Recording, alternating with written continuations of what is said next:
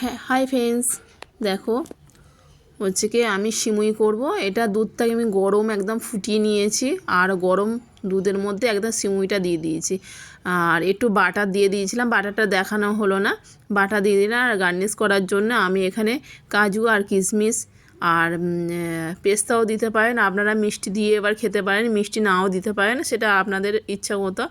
তা এইভাবে সকালবেলা বা বিকালের নাস্তা হিসাবে খেতে পারেন, খুবই সুন্দর লাগে। আর এইভাবে এই রেসিপিটা খেতে খুবই সুন্দর লাগে। এই সিমুই গরম গরম এত সুন্দর লাগে। আর ওপর থেকে কাজু কিশমিশ দিয়ে দিলাম, কেমন লাগলো জানিও বন্ধুরা।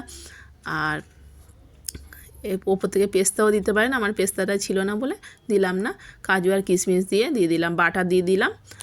আর গরম গরম দুধের সাথেই দিয়ে দেবেন, গরম গরম দুধের সাথে সিমুইটা দিয়ে দেবেন, খুবই সুন্দর লাগে। ঠিক আছে, টাটা।